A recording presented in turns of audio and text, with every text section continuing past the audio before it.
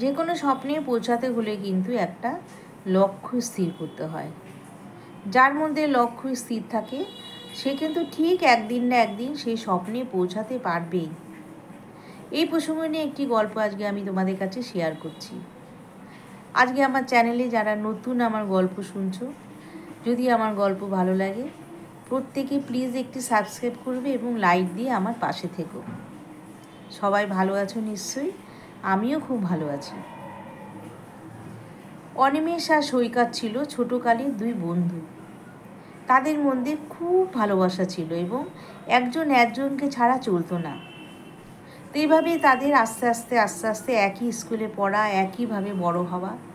কিন্তু তফাৎটা ছিল এই যে অনিমেষ ছিল একটু ধনী ঘরের ছেলে আর সৈকত ছিল মধ্যবিত্ত ঘরের ছেলে।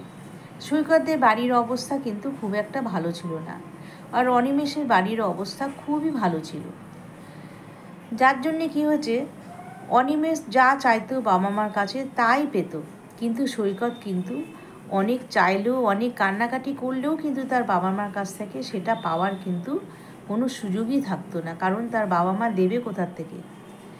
তার বাবা মা দুজনা কঠোর পরিশ্রম করে যা ইনকাম করতো তাতে কোনো মতে তাদের ছেলেকে পড়াশোনা করিয়ে তাদের সংসার চলতো, যার ফলে কোনো কিছু সে পাওয়ার আশাও করতো না। ছোটোর থেকেই সে বুঝে গেছিলো যে জীবনের সংগ্রামটা কী। তারপরে যখন আস্তে আস্তে তারা বড় হলো, তখন দুজনার দুটো স্বপ্ন ছিল।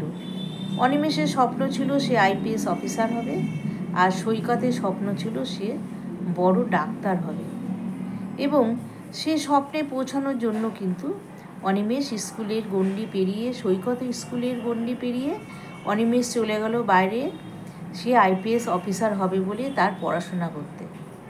আর সৈকত তার নিজের জায়গাতেই থাকলো, কঠোর পরিশ্রম করে প্রচুর দিন রাত এক করে তারা সে পড়াশোনা করে কিন্তু ডাক্তারিতে চান্স পেল, এমনি সরকারি মেডিকেল কলেজে সে চান্স পেল।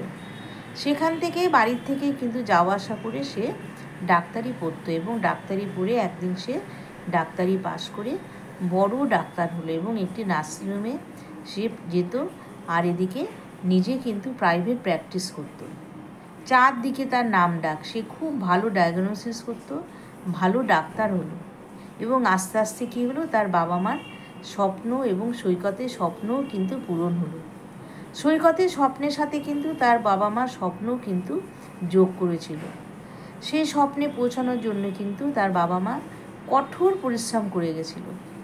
এদিকে অনিমেষ তো চলে গেছে বাইরে আইপিএস পড়ার জন্যে, কিন্তু তার বাবা মার এত ধনী ছিল, তারা কিন্তু সবসময় নানান ধরনের পার্টি, বাইরের অনুষ্ঠান, এইগুলো তো নিয়েই তারা ব্যস্ত ছিল। তারা কিন্তু কখনো ছেলের স্বপ্নে নিজেকে যোগ করেনি। অনিমেষের মতো বাইরে হোস্টেলে থেকে পড়াশোনা করেছে, কিন্তু সে বেশি দিন পড়াশোনা করতে পারল না, সে বাজে সঙ্গে মিশে গেল। আজকে যদি সেখানে তার বাবা মার স্বপ্ন যোগ হতো, তাহলে হয়তো নিশ্চয়ই অনিমেষ কিছু একটা হতে পারত। কিন্তু অনিমেষ আর আইপিএস অফিসার হতে পারল না, কারণ তার স্বপ্নে পৌঁছানোর জন্যে লক্ষ্যটাই সে স্থির করতে পারেনি। আর সৈকত লক্ষ্য স্থির করেছিল বলে সে বড় জায়গায় ভালো ডাক্তার সে হতে পারল।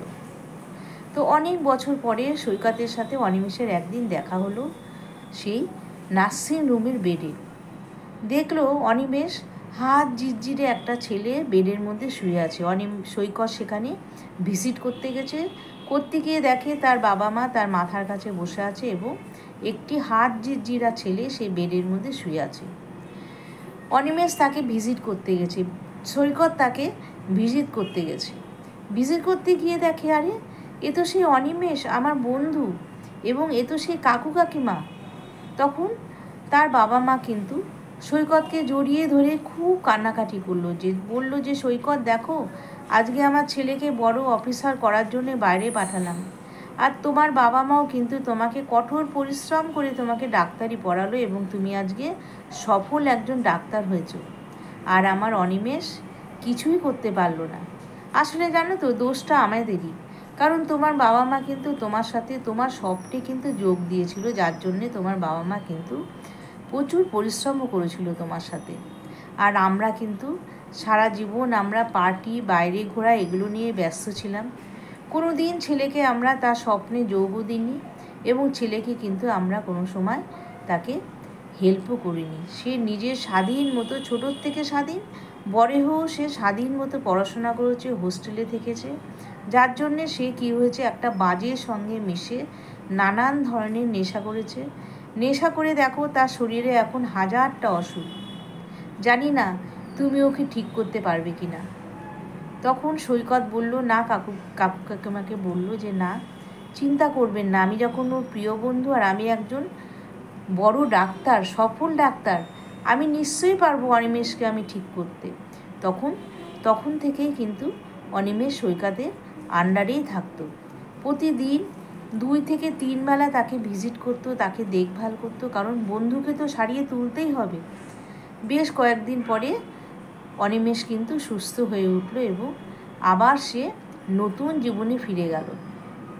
তো ছোটোবেলাকার সে বন্ধুত্ব কিন্তু সৈকত কখনো ভুলতে পারে না, কারণ সে আজকে সফল ডাক্তার হয়েছে।